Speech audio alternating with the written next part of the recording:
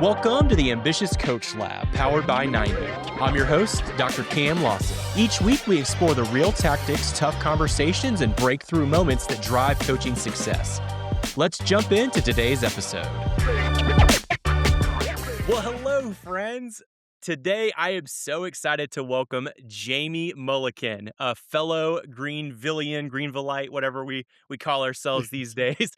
But Jami is the founder of Wonder, and that is an agency that works primarily with companies running on EOS. So that's really where we started to kind of cross paths. Former integrator, which is where you were introduced to EOS. Wonder Yeah. actively runs and has implemented EOS. And so really wanted to bring Jami on because he has helped so many coaches and consultants, including myself, really in from a sales and marketing perspective. So super excited to have you here, Jami. Thanks for coming on. Man, Cam, thank you very much for having me too. It's gonna be fun. You and I always have fun, so I'm excited to see where this goes. That's true. I was thinking it was one of the funniest stories that we always like to share is how we first met, and it was back when you were doing some actually recruiting, and we had talked because I had talked. I don't think there was some position that I was looking, Yeah, and I think somehow there was a mutual connection. Lance Cannington, who we both knew from ScanSource days, yes, and then he was like, "Yeah, I was just listening to Lance's band." I was like, "You do realize I am said lead yeah. guitar player in this band?" So it was I just was like, like I follow you on Spotify. Like, it was just like worlds collide. It was the fun. I yeah, think you were literally standing where you were at. It was it just was. so Yeah, funny. same space, same call. Yeah. And that was, I Uh, mean, going back, that's been almost 5 years ago. So I yeah, mean, it really you know, has. I was gonna that was say the it was quick. right around I think 2021, so that checks out. Yeah, Yeah, yeah. it was just funny. So that was the kickstart of our long-standing friendship. It's only gotten deeper over the Yes. years. But man, well, tell us, like, kick us off a little bit and tell us a little bit about your entrepreneur journey, kind of into starting Wonder and where you're at to today. Yeah, so, it's definitely been a journey. So, going back, I'll keep the history pretty short, but there's some context required here. So, I went to college to study graphic design, and when I graduated high school, I was like, "I'm gonna start an ad agency in 5 years." So, went to college with the plan of starting an ad agency. I don't even know where that seed got planted. Like, I don't remember back to where did I discover what ad agencies do? I don't remember that. But ended up coming out of college, going to work for an agency that was a brilliant creative agency in Greenville, South Carolina. Actually, the people that came up with that Greenville, so an agency called Brains on Fire. That's so cool. Just incredible, incredible creative agency. And I did Mm, that when I was, my first job for about 3 years. But that at what now there's visionary instincts, right? So mm, I quit and I was like, I'm not going to make it 5 years. I'm going to start my own agency now. So at 26, I started an agency that's actually still around today in Greenville. It's called Fuel. And I mean, it's been handed new owners, same name, same focus, different owners the whole time.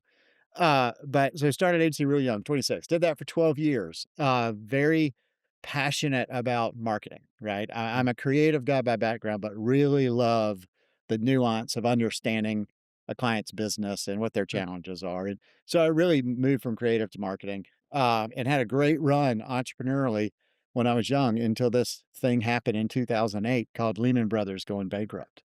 Mm, And they were my largest client. So we were shot dead between the mhm, eyes on September 12th of 2008. And our whole industry that we were in, which was, mm, we were doing 2 things. We were doing B2B stuff, and then we were doing a lot of destination real estate marketing. mm. But that whole real estate stuff globally just was gone. Yeah, it was a rough So, time in it 2007, was 2008. it Yeah, was tough time. So, like, yeah. my entrepreneurial peak was 2007. Great, And, poor timing. and my, closest experience I've ever had to what I've read about the Great Depression was 2009. Mm, And fair enough. so, tried everything we could to survive 2009. And Mm, this, randomly at the end of 2009, someone that I knew reached out to me and said, "Hey, I don't know what you're doing, but man, we've got this role at this company called ScanSource, which is one of Greenville's local entrepreneurial, mhm. unicorns, three, $4 Yeah, billion company now." right.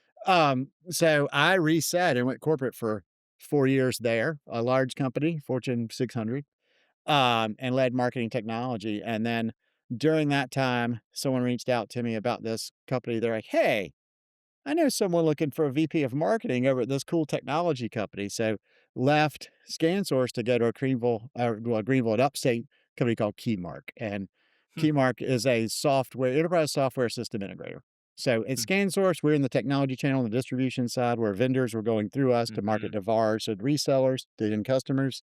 And up at Keymark, where we're in the enterprise software channel, after 5 years, I ended up being vice president of sales and marketing. So I ended up hmm, running the marketing team, had a team of about 35 sales and marketers internally at Keymark, and was having a blast. And after about 5 years, I was like, time to do my own thing. Like my visionary, just even yeah, though it was like I it's was in a coming out. great place, I just can't restrain this need for change. Yeah. And the idea of a paycheck has always made me a little nervous. So we'll come back to that. But so Yeah. I left Keymark. I gave them a pretty good notice, and I said, "Hey, I'm gonna go start my own thing." Hmm, And I was like, "I'm not gonna start an agency, but I'm gonna start a sales and marketing advisory." I didn't hmm, know what that meant, but I was like, I knew I'm much more about tying marketing and sales together versus just being the mm, front end of marketing. Um, First person I met with was another friend of ours locally, Adam Landrum, and, yeah, Adam today is an amazing coach, right? I mean, yeah, that's he's sold his business and is now a coach, and I call myself patient 0 because when I met with Adam and I said, "I'm starting this consultancy," he listened very well, mm, which he's good at, yeah, and he got to the end and he goes, "Don't do that." And I was like, "What do you mean?" He said, "I'm doing this EOS thing, and I need an integrator." And he hmm, said, I am an accountant that started an ad agency 20 years ago, and I'm exhausted.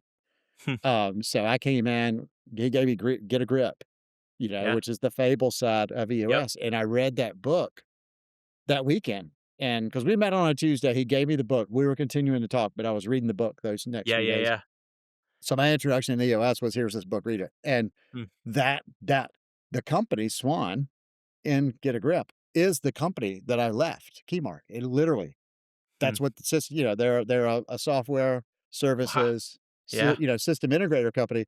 That's why I was so, like, I had so lived that book.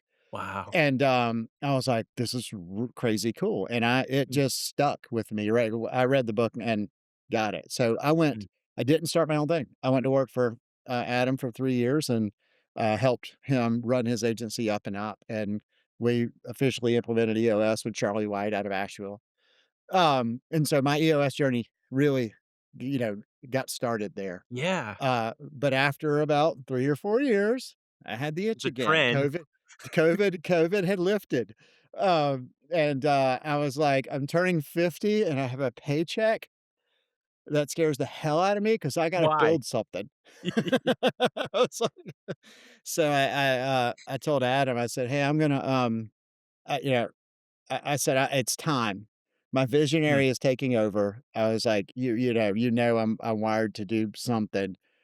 And he said, "All right, if you'll give me 4 months to offboard, I'll give you a consulting agreement for 4 months to get you started." And so he was very gracious in that. And that's what led to Wonder today.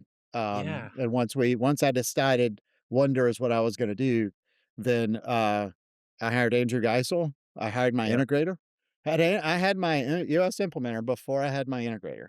Um, and then Mark, my co-founder, and I met like Warren's second week. We kicked off Focus Day.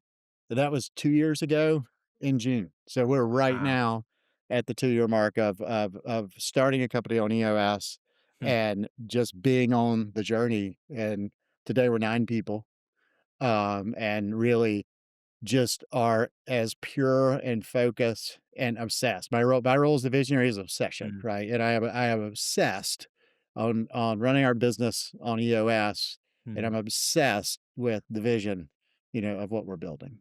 Yes. Oh, I So, love that. I've heard bits and pieces of that story, but kinda yeah, hearing it in a linear fashion, it's just amazing to kinda see how it all kinda goes together, and then I think also you pulling from the ScanSource and the Keymark and, like, the sales side of things of kind of being yeah, able to experience that has given you such a unique perspective in coming to companies and even coaches and consultants, because I know you've worked with a couple, like, of kinda helping some yes, stuff, but helping them think through that because that's such a whether you are a solopreneur or you are a, $2 billion company, I mean, you still have to go out there and sell something, and often before that, market it to where it actually goes through. Absolutely. Because one of the things that we talk about a lot about in on the Ambitious Coach Lab is there's really 5 competencies to be an ambitious coach. It's really what it comes down to.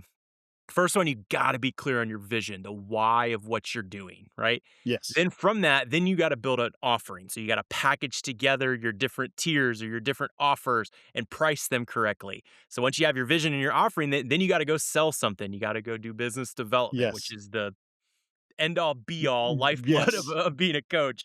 And then once you have that, then you got to manage your practice. If you have a couple clients, now you have to run the business of actually doing the facilitation, actually doing the billing out, all the things that go along with doing a practice. And then on the tail end, as you're continuing to do that, you have to maintain an edge. So mastery. You have to Absolutely. continue to reinvent yourself and continue to sharpen your skills. And so one of the things is I've talked to thousands of coaches and consultants and fractional executives over the years.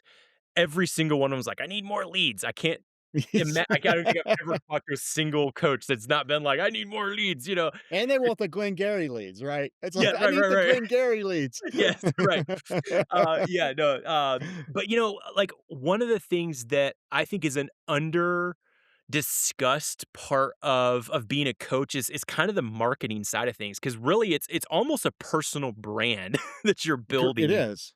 And so can you share a little bit of, your experience? Like, I think a lot of coaches are uncomfortable with that. They didn't get into coaching to get into the sales and marketing game. Yeah, They got into correct, yes. coaching to work with the leadership teams. But your path to that involves sitting in the sales and marketing seat for your practice. And so Yes. can you kind of share a little bit about like what it takes to build a strong personal brand or get a marketing engine for that like coach consultant kind of audience? Yeah. Yeah, so I think, it's a really good question, and I think my point of view on it has evolved, I'd say, over the past 5 years. But I think what's also happened over the past 15 years is, outside of us as individuals, you see in the world a lot of personal brands that are now escalated higher than the brand that they represent, right? Hmm. Like Yes, Elon, as an yes. example, his brand is equally or more than Tesla. Trump, right? Like, there used to be the president. That was it was the role, right? Yeah. Now it's the personality. If you look at, Apple, you had Steve Jobs, Microsoft, you have Bill Gates. So a lot Mm, of these brands that we've come, whether you love them or hate them, that's the other thing, right? sure. If people don't hate you for something, then you're not positioning yourself well. That's very true. 'Cause That's it's so like, true. That's so true. to be strategic and to know who you are going after means that the people that you are not going after understand that, right? Hmm, And then there's not a fit there. So I think that the rise of the personal brand is a true thing, and we're seeing it at all scale. hmm, But when you get down to like, hey, I'm a consultant, I've started my practice.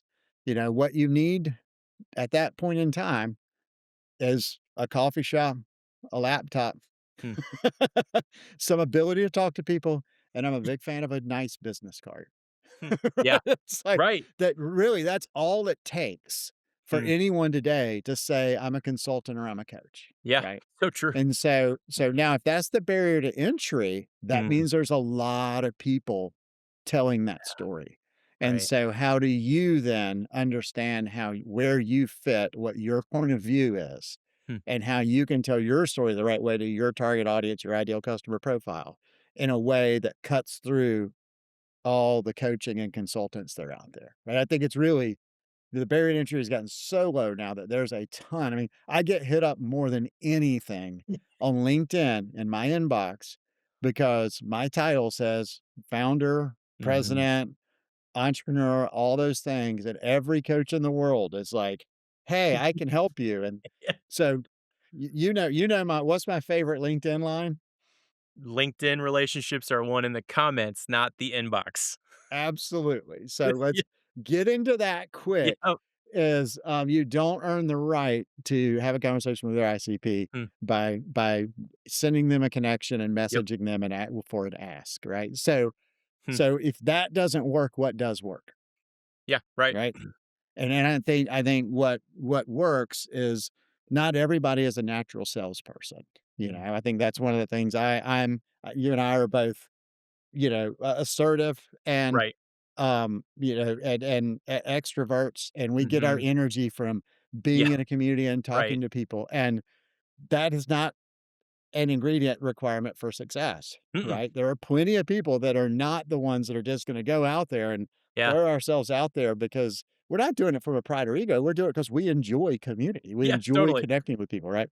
But I do think the today Hmm. it's first. I have a little framework that I call being known, Hmm. and it's not, the greatest creative brief in the world as an agency is a client that says, "Make me famous." Right? Hmm. If that's the goal, I think it was Lenovo. You worked on that account at Yep. one point, I didn't did. you? I think Did. there's this story about the brief was "Make me famous," Hmm. and there's a lot of really, cutting through all the clutter. That's what every brand wants. They wanna be known, Hmm. right? And the famous part as a brand, it's like, yeah, I want Wonder to be famous. I want the world to know what we do and who we do it for. Hmm. I don't wanna be famous, Hmm. but I wanna be known. Yeah. Right, and so I think that the part of being known, the first part is that, especially in this parasocial world, right? If you think about LinkedIn where it's like, I've connected with a ton of people. I mean, Forrest Durr and I connected on LinkedIn. Right now we're friends. We Yeah. do podcasts. He's a huge component now in the coaching world and with his being the founder of NRG. Yeah. But that came from the comments. That came Hmm. from us connecting on LinkedIn and personally Yeah. understanding like, "Oh, I know I see that Forrest is someone that I would be interested in knowing personally." Yeah. Right? And then once you see that like, all right, someone Hmm. personally, then you move to the interest. It's like, all right, well, if Jamie seems like a person I wanna know, I can the what and then now I'm starting talking about things that I'm interested in, like, Hmm. people know some of the things that I'm interested in, right? I mean, obviously, I'm an entrepreneur in EOS, I'm a junkie, but I love Corvettes. I have a Yeah. history of like so my son collects cars, builds them. I do it. My other son, like, I'm a Corvette dork, you know? I love good food. So Yep. all the things that I'm just passionate about, Hmm. I let some of that stuff be known, right? Hmm. Because if someone knows me personally, and then someone starts seeing the thing that I'm interested in, and they're like, "Oh, I have a shared affinity for that." Yeah. Like, "Oh, you change your own oil, you turn wrenches?" Amazing how many people get excited when you realize that they work and turn wrenches in their garage and there's a Yeah. shared interest there, right? Hmm. So you go from personal to interest, and then I think you go to professional. Hmm. And now it's like I'm building relationships. People see me as a human. And Hmm. now I'm interested in what is it that you actually do, you Yeah. know? And so I think you move from that personal to interest to now a professional side Hmm. of things, right? And then you come into the passion, right? It's like, what's my point of view professionally that I'm super passionate about? Hmm. And that those four right there, what I call being known, Hmm. establish trust. And Yeah. if you use that framework and you think like, not every post has to be about Right. how I coach and how I consult. And that's the hardest part. It's much Hmm. easier for me to tell a story that just happened this morning. Yeah. And the algorithm hack right now, if you're interested in LinkedIn and how to use it, personal is crushing Yeah. professional, For right? sure. I mean, and when you see those stories, it's because we live in this world that's so automated with Hmm. so much AI, we're being slammed with stuff all the time that when you can read a story and get to know someone, it cuts through the clutter. Yes. I think there's 100%. It's funny, even this morning, this we're recording in July, on July 10th, and we, one of the things I went and played soccer this morning with some of my former teammates from college, and I am a 33-year-old. I am long past my prime, you know what I mean? Especially as a goalkeeper, like, I can't anyways. Did But David I Miller score on you? No, no. But, a lot of people scored on me though. But one of the things that I let 33 goals in an hour time span, and it was we played like a 3v3 and then with 1 Yeah. keeper, so it was like half field, almost like half court basketball, Yeah, yeah. and, so I was getting scored on by both teams basically, so, like but it was funny, and I put that up today as a post of just kinda talking, not lifting myself up, but, like, just I'm not trying to go out there and compete on a high level Yes. anymore. I'm just going out there to lose weight. Like, Yeah, that's yeah, yeah, literally yeah, my yeah, only goal. yeah, And yeah. so and I'm telling you, it has done that stupid post has done so well, and I look back and I think it's because exactly what you're saying, people connect on that personal level, and I think Yes. so many coaches miss this because they wanna go in and basically talk all about their expertise and their knowledge, and that's what they Yes. lean into, and all they talk about is this framework or this specific thing, or worse yet, they're part of a, organization that kinda puts content out, and I'm in such a unique position. I think you have a similar network. You can see when these coaching organizations push content because I'll Yes. see, like, 15 of the same post. It's Correct. kinda like, Yes. "Okay." But I think there is something about, hey, let people into that personal side, like, share about the Corvette, share about soccer, whatever it Yes. is that it fascinates you or that you're interested, because then your personality comes out, and people I would argue that clients choose their advisor, we'll just kinda sum it up as an advisor, based on how they are made to feel and, like, how they like just the individual. Absolutely.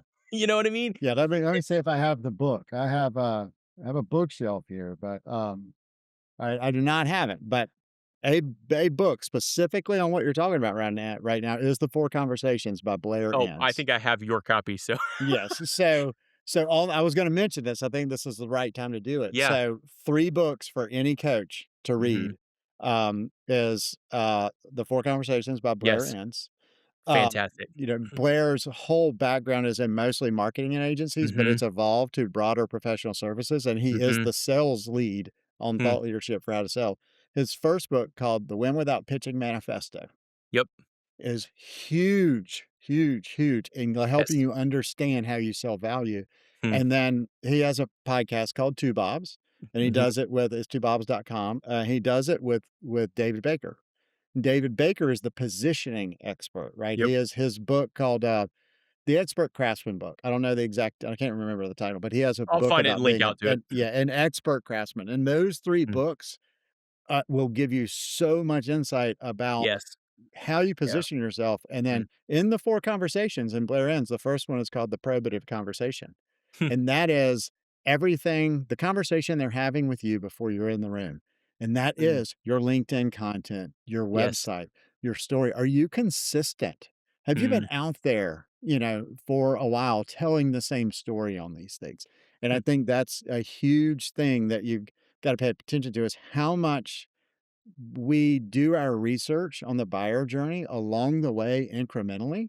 We Hmm. don't be like, aha, I need to hire a coach. Let me start Right. at 0, right? It's Yeah. like, no, you're thinking about, I see these people that have coaches. It seems like I don't know if I'm right for that. And you're Mm. probably, talking to people and someone's like, you need a coach, you need a Yeah. coach, you need a coach. Yeah. And whether you're a coach or you're, we have a $5 billion client, right? Yeah. Or a large enterprise in B2B, Hmm. people talk about leads. And it's Yeah. like, I need leads. And what they miss is you need awareness, right? Yes. And so the awareness part is where, if it takes a buyer 9 to 18 months of thinking about, do Mm. I want a coach and what is this coach? And, Mhm. I've thought about needing one for a while. And God, this entrepreneurial journey is so rough, right? Yeah. You got to be along that. You got to be there then. Mhm. And I'm going to still a new learning for me. That's why I love being in communities with other smart people is, Kyle, Mile, Yeah. Mealy. How Yep. do you pronounce Kyle's last name? Mealy. Yeah, Kyle Mealy Mealy, of Mealy, Next Mealy. Level Revenue. Yeah, yeah, yeah. Yeah, yeah, from Next Level Revenue, he says the goal of awareness is being on the short list of the top 3 Yes. people they think about.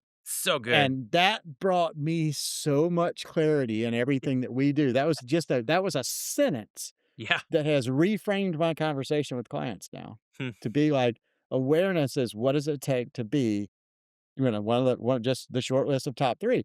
And what that means is where are your prospects hanging out and Hmm. how can you be there? Don't worry about any other thing in the world, right? It's just Yep. where are they hanging out? And most entrepreneurs, business owners that are going to hire a coach are at least stalking LinkedIn.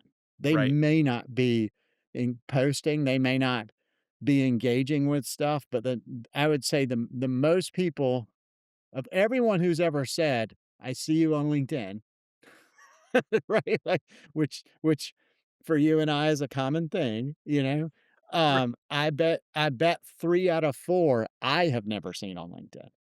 Right? Oh, They're not yeah, people for I'm sure. connected with, you know, Yeah. but if it's a coffee shop or you're walking through the Mhm. EOS conference and someone's like, "Jamie, what's up?" And we've had a little bit of conversation, but it is amazing I'm not Yeah.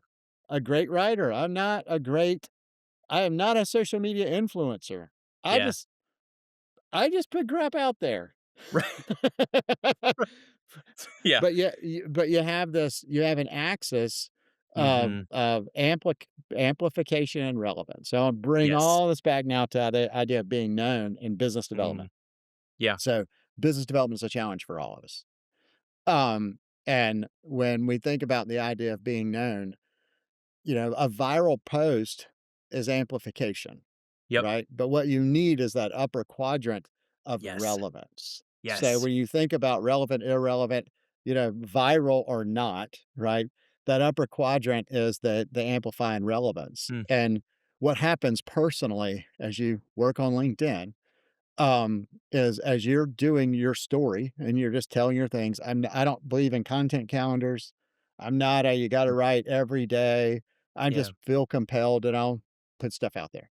Yep. Um, but as those things get engagement with your network and your second level network, you're getting amplified. But it may Mhm. not be relevant. But Mm. what I found now on LinkedIn is I'm not getting as much amplification, but I'm getting super high relevance, right? So Mm. the impressions don't really matter. I may post a podcast episode and get Yeah. 200 impressions and 6 likes, but the Mhm. 6 people are the ones that like my Yeah. podcast. Yeah. Right. So, like, I don't need to get 20,000 impressions for the Mm. amplification. I just need to make sure that my network is of the people that I wanna be in front of, and when I'm putting my content, that those are the people that are engaging with it, right? So, Yes. I think that's L tying I that wa back, like, I think that is awareness so that you're Yeah. top of mind. I love that. I love that approach. Let's double click into that for just a second. So, when a coach is thinking about from a content standpoint, or let's just strictly take tactics of, okay, do I do the coffee shop, do I Yes. do LinkedIn, do I do video podcast appearances, like when they're thinking about that, does it need, I mean, it sounds like what you're saying, I mean, we need to frame this around what's going to ultimately drive trust, where I'm Yes. in the right situations, to where, like, that's one of the things that I love about energy specifically for EOS implementers, is because what it does is it does exactly what you're saying, is basically, okay, yeah, it probably is a 9 to 18 month journey from the time when an entrepreneur thinks, oh crap, I need some help, to hiring a coach, because it's a big investment. Mhm. And what I always talk to EOS implementers about with energy is, hey, here is, you know me, I'm a big story brand guy. I know you Yes. like, but there's what they call the transitional call to action. Absolutely. Because, okay, sure, yeah, your end goal is to get that prospect to say, yes, I'm going to bring you in to pay you for your session, to come in and run a session for Yes. us, or multiple sessions. We're going to do this thing. Most often, they're not ready for that, but the transitional call to action, well, hey, we have this free community over here. Why don't you come be a part of it? And what that's going to do for the implementers, they're going to stay in close proximity to that person. So, in 9 months, when they're ready, or 6 months, or whenever it is, who in the world are they going to call? It's the person that's right smack dab in front of them. Correct. Yes. And so I Yes. think that's where you start to compound that with, okay, from a community standpoint or involvement, whether it's energy or Vistage or whatever it is, being in the place and then having LinkedIn where you're having that as a consistent thing, and then whatever else other things you wanna stack on top of that to where you can't help but, it's almost Yes, just increasing your at bats at that point. correct. Yeah, yeah, and so and specifically working with founder sellers, Mhm. um, whether you're a 15-person company and you're the founder and you're still selling, or whether you're a coach and, you're not on staff, but you gotta sell. Yep.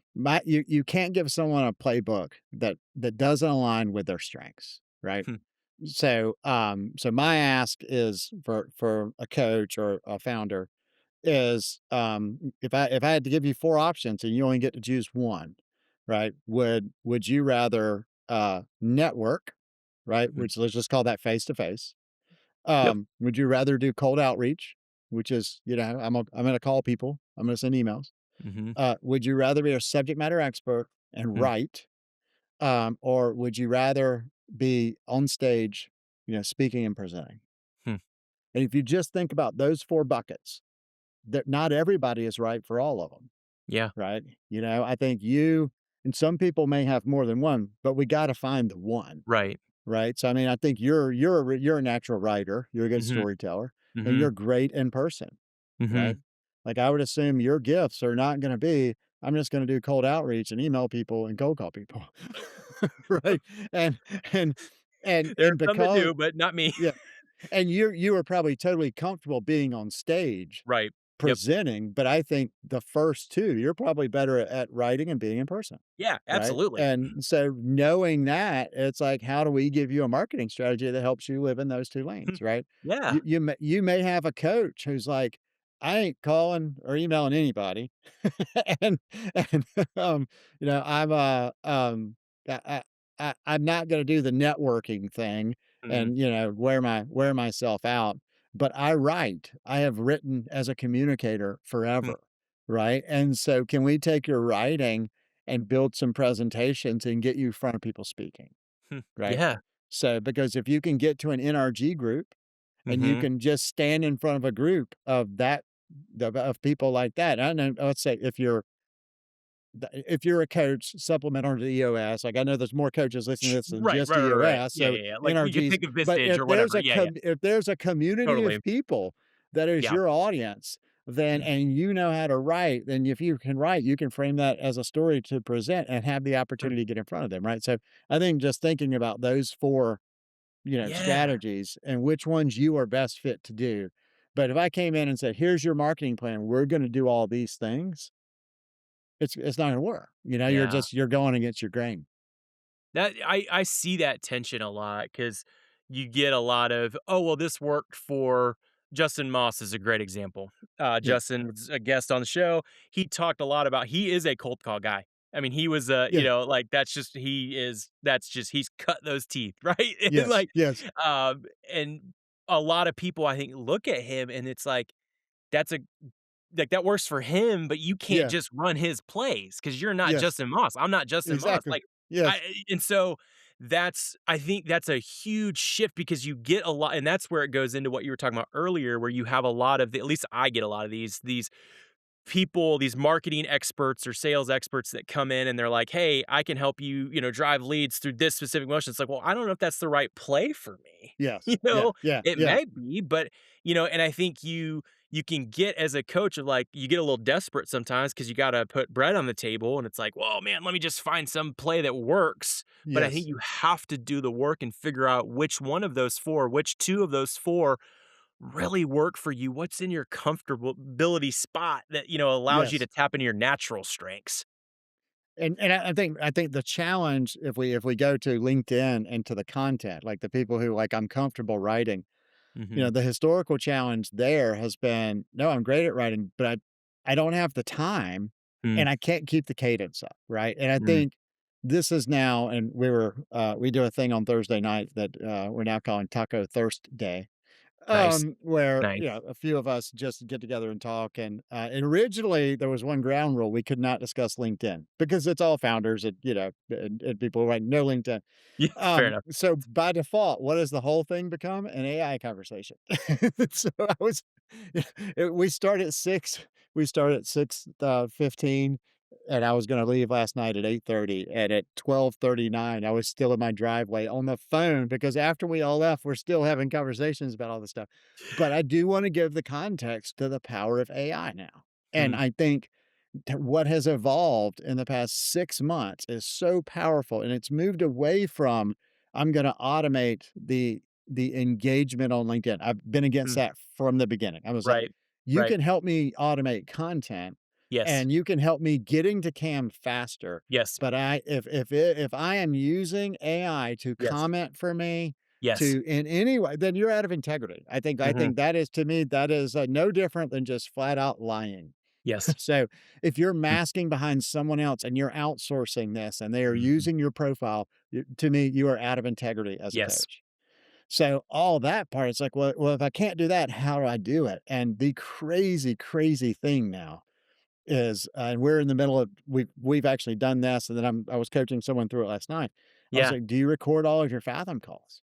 I mean, all of your Zoom calls with something like Fathom, Read Yeah, AI, yeah, yeah. Otter, Right, right, whatever. right. And they're like, "Yeah." And I'm like, "Just go download all your transcripts." Like, if you've been doing that for 6 months and you got 5 meetings a week, it's like you have 200 Yeah. transcripts, right? Download the transcripts. Get into any AI. I'm a fan of using Claude as what I call my harness, right? But then put that in a folder and actually Mm, get to AI and say, "Review these transcripts mm. and tell me the 6 things that I really have strong points of view on." Right? And then it's gonna go through and it's gonna blow your mind when it comes back and says, these are the things that over all these calls that you're talking about very passionately, and in a unique and different way, right? And then be like, "Oh, give me 6 more." And it's gonna give you more, and then be like, Right. "Wow, those are awesome, but I narrow it down to 3." Yeah. And Mm. it's gonna narrow it down, and you're gonna be Wow. sitting there, and it's not gonna do the work for you. You did the work, you did the Yeah. conversations. But if we can listen in to Mm. our previous self, Yeah. it's so fast and crazy how deep you can really figure out your point of difference and where your voice is. And you can ask it like, "What's my Mm. tone?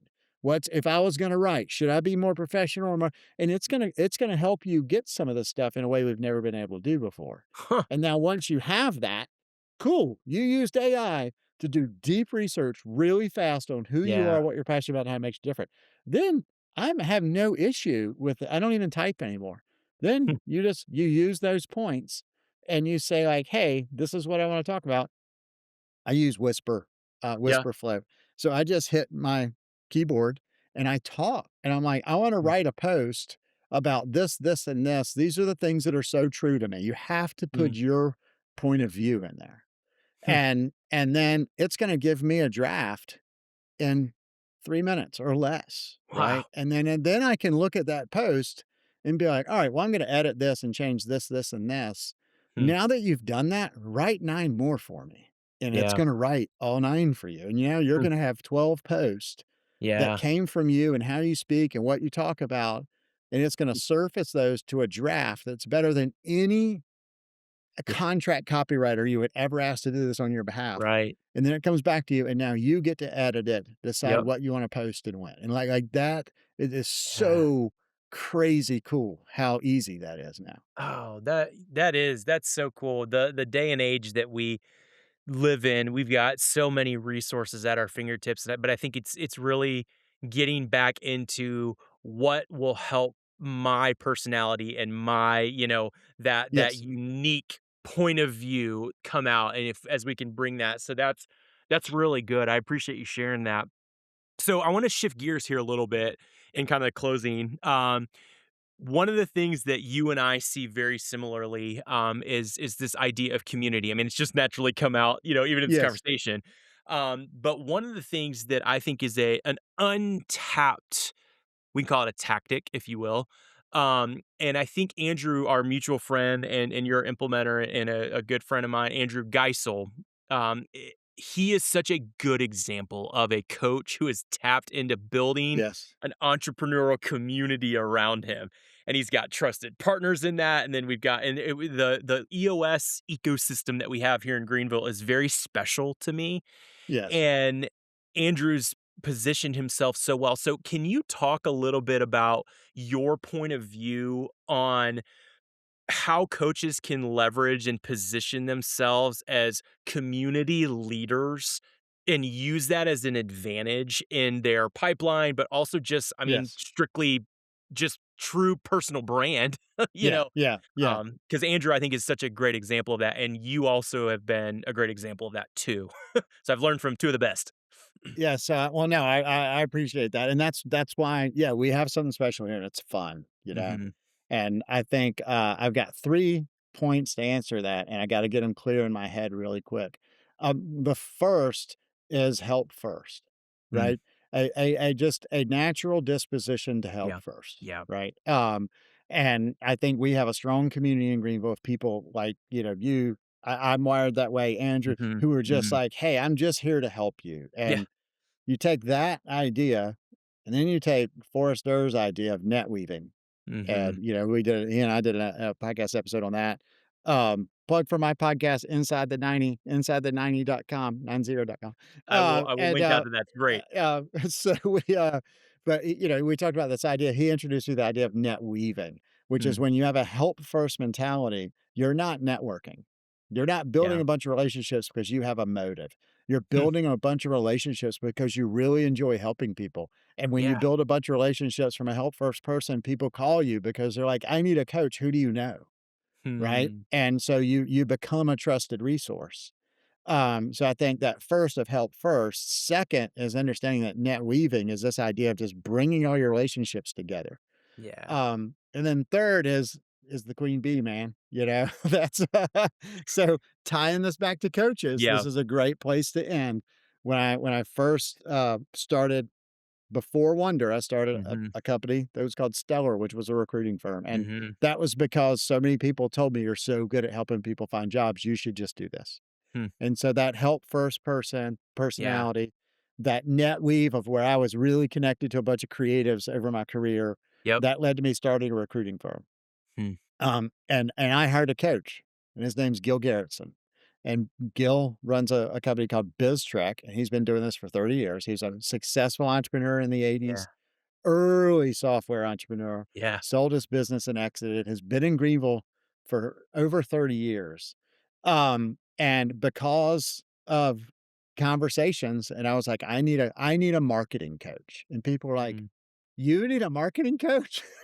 And I'm like, yes, I got a lot in my head Hmm. and I need a filter now. I'm great at filtering Yeah. for other people, but Hmm. I'm going to have a filter for me. So Gil has come along beside me for the past 3 years.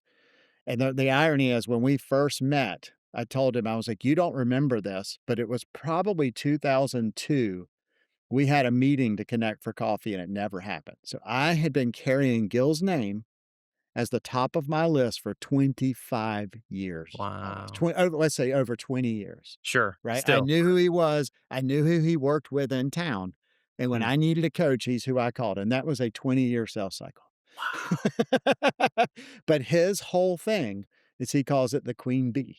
Hmm. And he says for a coach or a consultant or a founder led seller, Mhm. you've got to figure out who your community is. Mhm. And, like, for me, I've got some overlaps, like, I'm in the community of EOS people. I'm in the Mhm. community of entrepreneurial people in Greenville, South Carolina. I'm in the community of agency owners nationally. Yeah. I'm also in the community of all the creatives that I've worked with inside of agencies, right? Hmm. So, we've got these different hives, Yeah. right? So, each of those is a hive, sometimes they overlap. And what you need to be seen is a bee in that hive, right? So, if I'm Mhm. talking to entrepreneurs, guess what? I'm an entrepreneur. Mhm. I relate to them there. If I'm talking to Mhm. ad agency owners, I've been one of you for 30 years, like, we relate Right. to each other. There's empathy in that hive. Yeah. When we talk about EOS, we relate to each other. There's Hmm. empathy there. And Mhm. so what you're looking at is how do you help first within those hives and how do you be a bee in that hive? Hmm. That's where empathy comes in. But growth and helping first, not monetizing that hive. But if your hive is your audience, and you got to figure out who the queen bees are. Hmm. And you are the queen bee of the EOS community. Hmm. I mean, we talked about that. Like Cam Yeah. Lawson, man, you are one. There's multiple bees in that hive, right? Yeah. But Right. you are a major influence and Mhm. connector in that community. So I need to get connected to you, not Mm. out of a selfish motive, out of a, how can I help you Right, be right. be more recognized in this community, right? And I think Yeah. that idea of where are my customers and what is their Mhm. hive? And then through a couple of hives, how can I get some Venn diagrams? Yes. Give me a marketing leader that's working for a company that runs on EOS, Mhm. right? Like, you start overlapping those Yeah. hives, and it's like, I'm one of you, and I'm connected to the people that are gonna endorse me, like, that's where magic happens. So, I Yes. gotta give that whole framework Huh. was new to me, and I Yeah. told Gil, I was like, "That is the most powerful, Yes. positioning that a founder can have, is Mm. understanding who's your hive and who are the queen bees in that, and you work those center of Yes. influences, you call Mhm. those queen bees, and you're not calling and being like, "Cam, I do marketing. What Right. clients do you have that I can help?" Yeah. It's like, "Hey, we should know each other. Well, tell Yes. me about what you're doing. What does good look like for you?" You Mhm. know? The all right, well, this is what I'm looking for. Let me know Yeah. if I can ever help you, right? Mhm. And then we have another shared friend who's now a coach. We have Toby Stansel. You talk about Yes. someone who's gonna cold call, man. Yeah, Like, yeah. Facts. Toby understands what a hive is, Yeah. and Toby is fine picking up the phone and calling, and he's Yep. like, "I ain't selling anything. Yep. I'm finding a connection as fast as I can to Yep. build trust without selling anything. It's all help first." Yeah, I need to get Toby and Adam on the podcast. They would both Yes. be awesome guests. Yes, yes.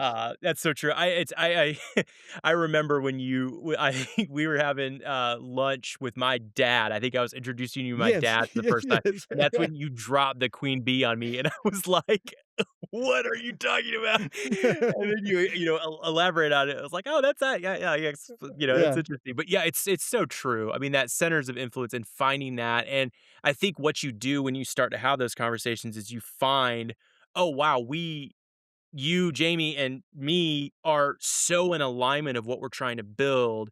And then you can start to collaborate and work together, and then it starts to lead to things. So I think that's what it really comes down to, that mentality of help first. I mean, it just all boils down to that. So those 3 were great. I appreciate that.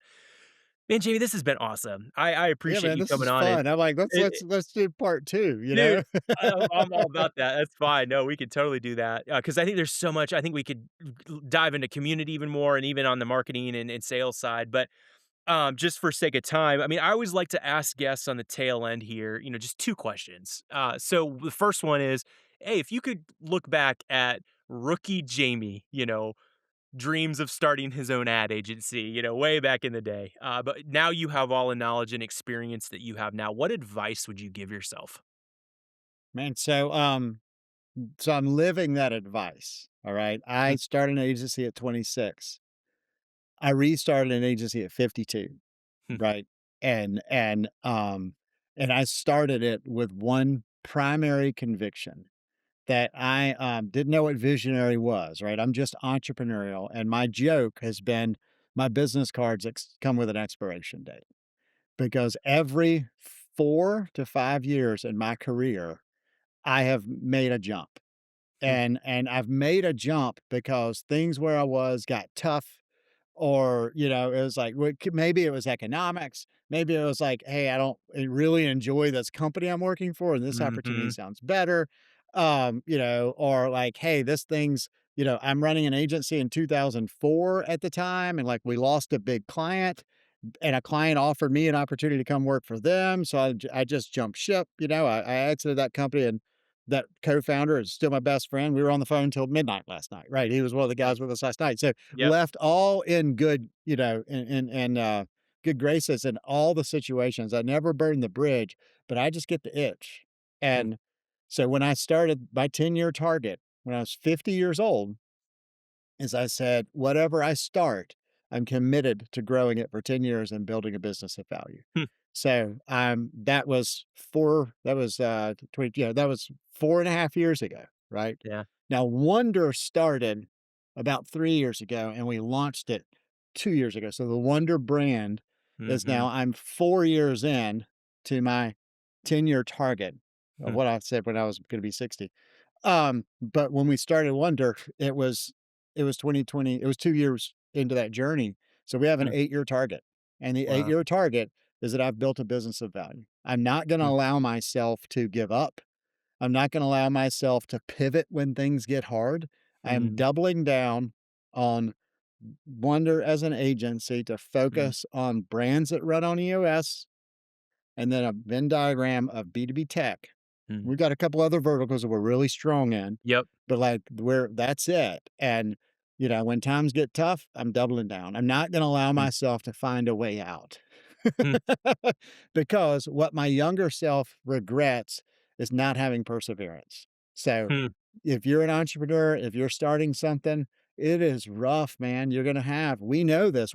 Yeah, We talk about hitting the ceiling, but yeah, when you're starting from one person to two people to six people to 12 people, you hit so many ceilings. It's yeah. so easy to give up. So my number Mm, one tip is to myself is persevere. And I'm not that important. And if you trust God, he's going to lead you where he wants you to be. oh, So yeah. persevere for me is now a faith ambition, not a Hmm, brute force. I'm gonna do anything I right, can and rip everything up and do it my own way. That's what I've done right. every 4 or 5 years. Hmm, So just perseverance and knowing God's got me where he wants me yep. and I just gotta trust him. Oh, man, that's a good word. This may very interrelate since we're already talking current, but, the second question I always like to ask is, what's a lesson you're in the middle of learning right now? Perseverance. Felt like I was kinda God teeing that one up, yeah. God's got a plan. Yeah. Oh, yeah, yeah, He's yeah. bigger than I am. Hmm, And I have, Andrew Geisel, our implementer, we had our quarterly last Wednesday, and he called me 2 nights ago, and he was traveling. He drove to Virginia for one of his sessions, and he was come yeah. back, and he said, "Hey, how do you feel like last week went?" And, I said, "Well, before I tell you, I wanna hear how do you feel like last week went?" Hmm, And he actually said, he said, "You are exactly where you are meant to be, and what you are doing hmm, is absolutely incredible." And we have a lot of challenges. We're a yeah, nine-person agency, which is right. I didn't wanna start an agency again because 9 people is so hard, right? So, but if you look at all the contents, there's lots of things that we could be ripping up, tearing things Yeah. apart to make things better. And I'm like, "No, this is exactly what I'm meant to be doing. We're Mm. creating value for our community, for our clients. And regardless of how much I wanna do some shiny new thing because I'm high visionary. Just perseverance, double Mm. down. I'm right where God wants me to be. Oh, that's a really good word. Man, I appreciate you coming on and sharing all your wisdom. I've really appreciated your friendship over the years. We've had You too, brother. It's it's a ton of fun. yeah. I'm very thankful we're in the same neck of the woods. But let's say somebody wants to get in touch with you or learn more about Wonder. I mean, where's the best place to get in touch with you? You can find me on LinkedIn. Right, yeah. Yep, So he'll Jamie comment and Mullikin. comment on your Yeah. stuff. Yes, so it's Jami Mullikin, it's JMI, my name's actually Jameson, so I just go by Jamie. So it's Jami Mullikin, Mullikin.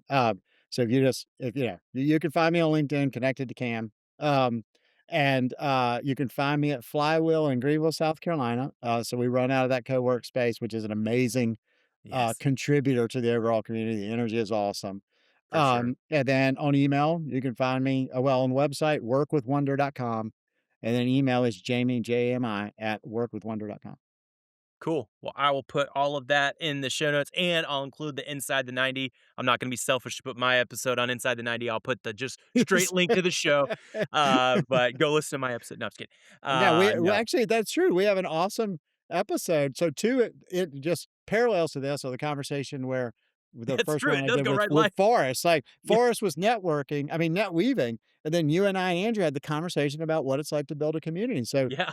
go to Inside the 90 and Yeah. go find those. And they're continuing on this exact thread. Yeah. It's so true. But well, cool. Well, Jamie, thank you for coming on and thank you for listening. We've got lots more episodes coming your way on how to grow and scale a coaching practice. Thanks for Well, thank tuning you, in. man. Yeah, man, this was a blast. Good to see you. That's it for today's episode of the Ambitious Coach Lab. My hope is that something here helps you sharpen your craft and keep building a coaching practice you're proud of. Before we wrap, a quick thank you to our sponsor, 90. If you're coaching leadership teams, having your clients run their entire world in 90 truly elevates your work. Vision, rocks, scorecards, issues, it all lives in one centralized place. The clarity keeps your clients aligned between sessions and makes every conversation you have with them more focused and more impactful. I've used 90 with over 500 leadership teams, and I can tell you it makes great companies better and great coaches even more effective. Feel free to use promo code AC20 for 20% off. Again, that's AC20 for 20% off. Thanks for hanging out with me today. I'm Cam, cheering you on as you grow your ambitious coaching practice. We'll see you next time.